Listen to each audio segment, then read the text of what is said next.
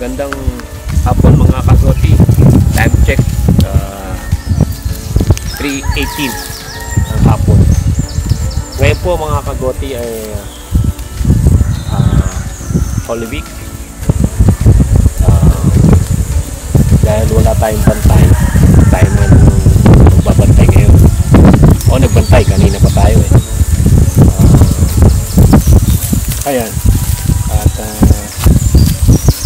imbis na tayo nagbibisita iglesia, ay nandito tayo dahil magugutom yung ating mga alaga.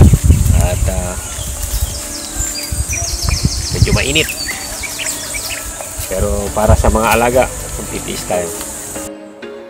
There was once a day that I would pray for you. I'd go and misbehave just so you'd notice too. Sneaking looks up and down from across the room.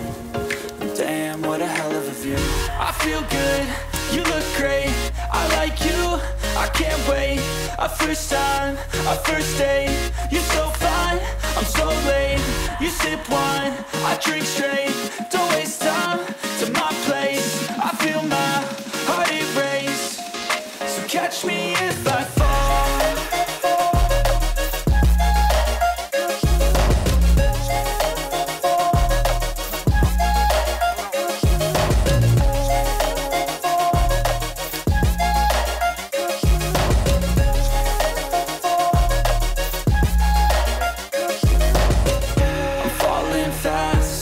Praying that this night's gonna last.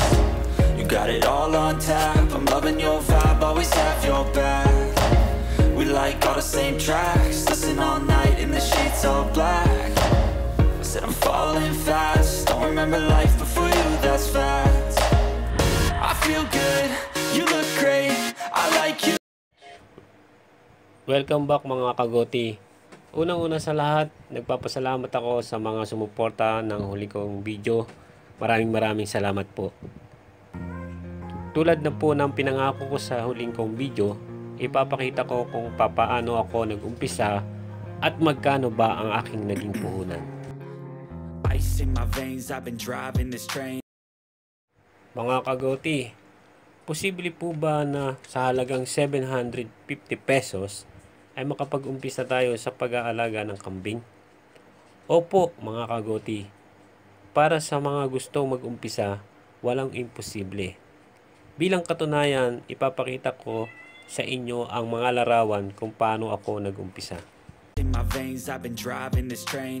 Years in this lane, there's no stopping this flame. Cause I came to the game and I changed it to play how I like, rearranged it to my own domain. Yeah, I got what it takes, made lots of mistakes, taking shots, skipping breaks, feeling lost, feeling great, popping off, singing straight, never stopped, never changed. All the squad here to play and I've got something to say, yeah. I work hard each and every day, I get lost in the words I say. Po ang kauna-unahan kong kambing na nabili ko lamang sa halagang 750. Pinangalanan ko po ito na Bekbek hanggang siya ay lumaki. At dahil siya nag-iisa, di naghanap ako ng lalahi sa kanya hanggang siya ay nanganak. Ice in my veins, I've been driving this train. Years in this lane, there's no stopping this flame. Cause I came to the game. Ako ng maliit na kulungan at doon nag-umpisa siyang dumami.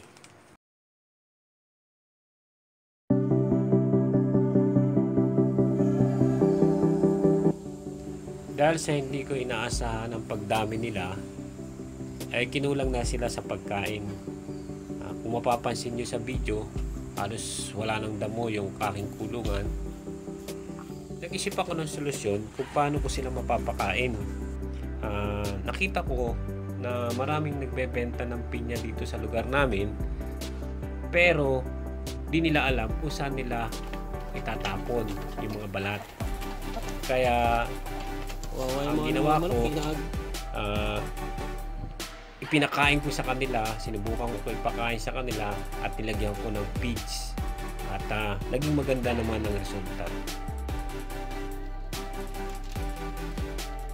Ngayon lang mga kagoti, ang aking maikling kwento kung paano ko nag-umpisa sa halagang 750 pesos lang.